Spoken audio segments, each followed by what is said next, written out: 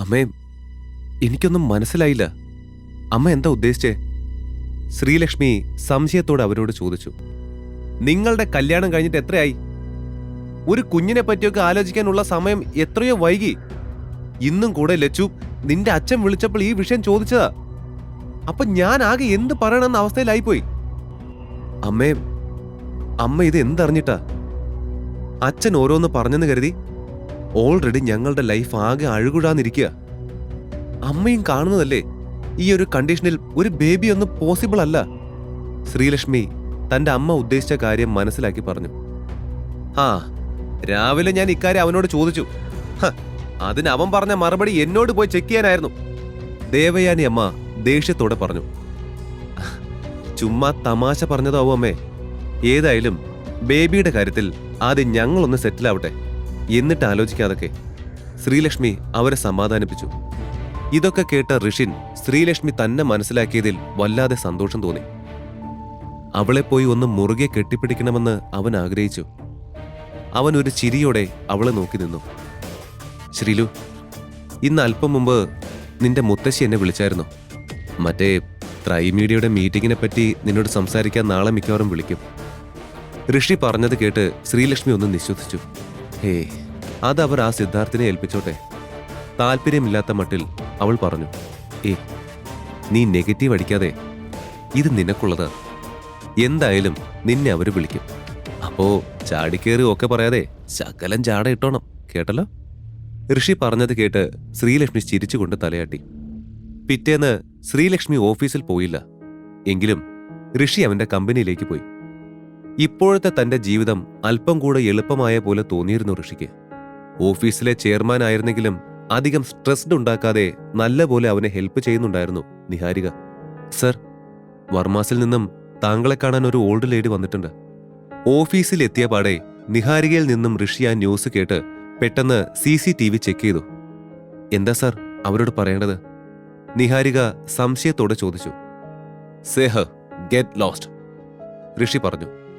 ചെയർമാനെ കണ്ട് സംസാരിക്കാൻ ത്രൈമീഡിയയിലെത്തിയ ആ സ്ത്രീ വേറെ വഴിയില്ലാതെ തിരികെ പോയി. അതോടെ ശ്രീലക്ഷ്മിയെ കൂടാതെ ത്രൈമീഡിയയുമായുള്ള ബിസിനസ് മുന്നോട്ട് കൊണ്ടുപോവാൻ പ്ലാൻ ചെയ്ത മഹാദേവിക്ക് ശ്രീലക്ഷ്മിയുടെ സഹായമില്ലാതെ പറ്റാത്ത അവസ്ഥയായി. ശ്രീലക്ഷ്മി അന്ന് ഓഫീസിൽ പോയിട്ടില്ലായിരുന്നു. അവളും ദേവയാനിയും സൂപ്പർ മാർക്കറ്റിൽ പോയി വീട്ടിലേക്ക് വേണ്ട സാധനങ്ങൾ വാങ്ങുകയായിരുന്നു. അപ്പോഴാണ് അവളുടെ ഫോണിലേക്ക് മഹാദേവി വർമ്മയുടെ കോൾ വരുന്നത്. ഇന്നലെ ഇങ്ങനൊരു കാര്യം ഋഷിൻ സൂചിപ്പിച്ചായിരുന്നെങ്കിലും ശരിക്കും അവൾ അത് ശ്രദ്ധിച്ചിട്ടേ ഇല്ലായിരുന്നു. ഇതിപ്പോ തന്റെ ഭർത്താവ് പറഞ്ഞ പോലെ ഉണ്ടല്ലോ. ഫോൺ സ്ക്രീനിൽ നോക്കി അവൾ അന്താളിച്ച് നിൽക്കുന്നത് കണ്ടപ്പോൾ ദേവയാനി അവളുടെ കയ്യിലെ ഫോണിലേക്ക് നോക്കി. നോക്ക്, ഫോൺ സ്പീക്കർ മോഡ് ഓണാക്ക്. അവരും ആകെ ഒന്ന് ഞെട്ടിപ്പോയിരുന്നു. ആ, ഓക്കെ. ശ്രീലക്ഷ്മി കോൾ അറ്റൻഡ് ചെയ്ത് സ്പീക്കറിലിട്ടു. ആ, പറയൂ മുത്തശ്ശി, ശ്രീലക്ഷ്മി പറഞ്ഞു. ശ്രീലുമോളെ, മോളിപ്പോ എവിടെയാ? മുത്തശ്ശിക്ക് മോളോടൊരു അത്യാവശ്യ കാര്യം പറയാനുണ്ടായിരുന്നു. മോളിപ്പോ ഫ്രീ ആണോ? മഹാദേവി വർമ്മയുടെ സ്വരം വളരെ മൃദുലമായിരുന്നു. അത് കേട്ട് ഒരു സെക്കൻഡ് ശ്രീലക്ഷ്മി ഒന്ന് ഞെട്ടി.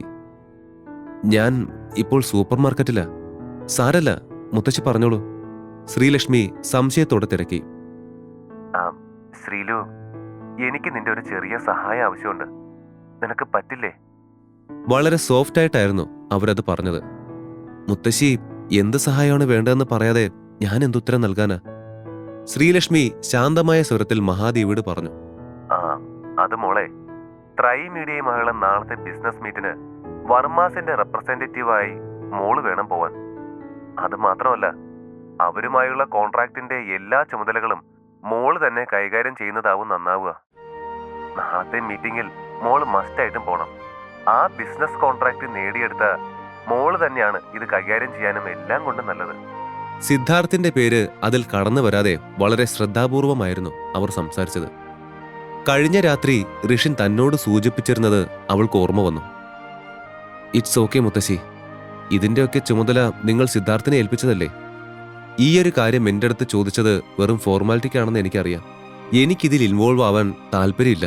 വേറെ പ്രത്യേകിച്ച് വിശേഷമൊന്നുമില്ലെങ്കിൽ ഞാൻ വെക്കട്ടെ, എനിക്കിവിടെ കുറച്ച് പണിയുണ്ട്.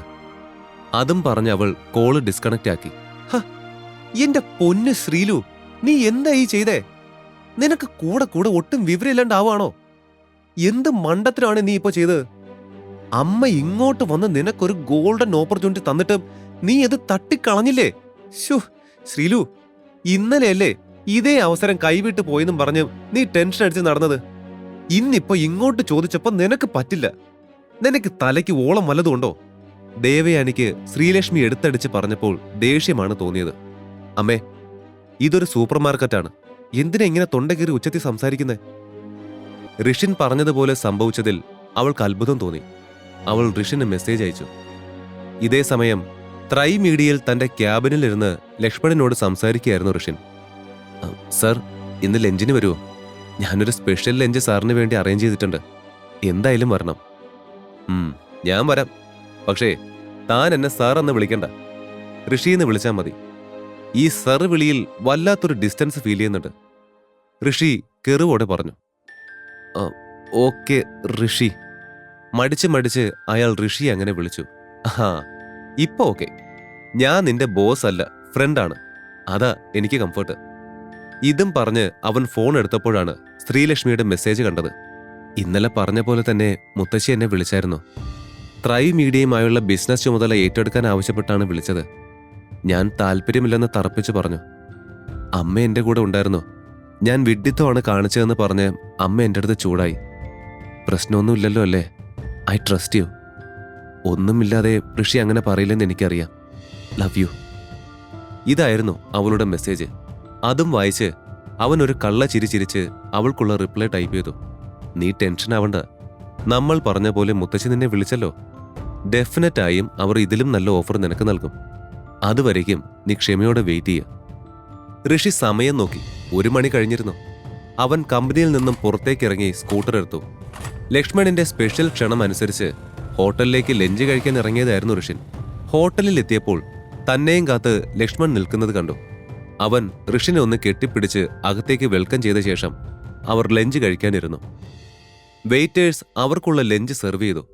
കഴിക്കാൻ തുടങ്ങും മുന്നേ ഒരു വെയിറ്റർ ഒരു അടച്ച സ്റ്റീൽ ബൗളുമായി വന്നു. അത് ടേബിളിൽ വെച്ച ശേഷം അയാൾ അല്പം മാറി നിന്നു.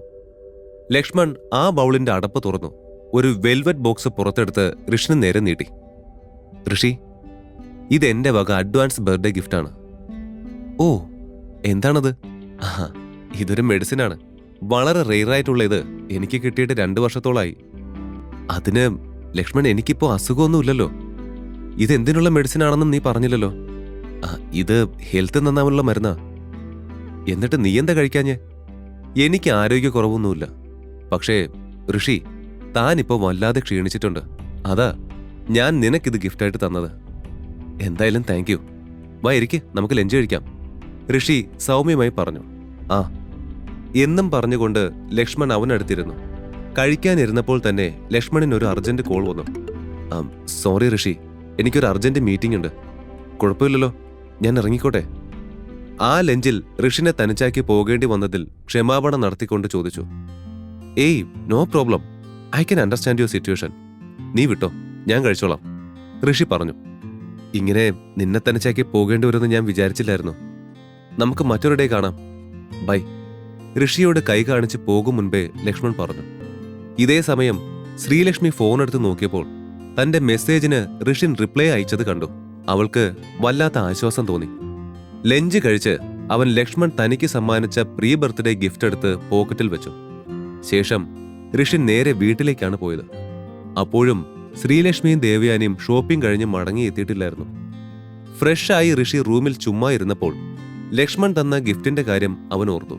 തന്റെ ആ വെൽവെറ്റ് ബോക്സ് എടുത്ത് തുറന്നു നോക്കി. നല്ല ഭംഗിയുള്ളൊരു കോട്സ് ബോട്ടിൽ. അതിന്റെ മൂടി അവൻ തുറന്നു നോക്കി. അതിന് വല്ലാത്തൊരു സുഗന്ധം ഉണ്ടായിരുന്നു.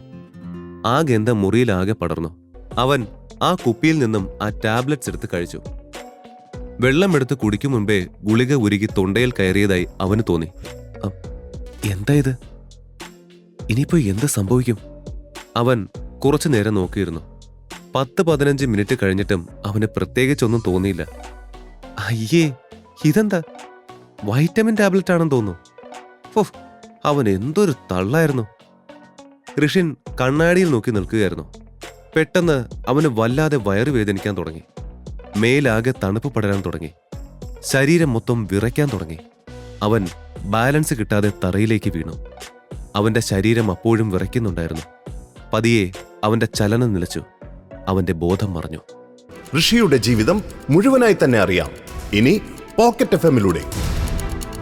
കോടീശ്വരൻ.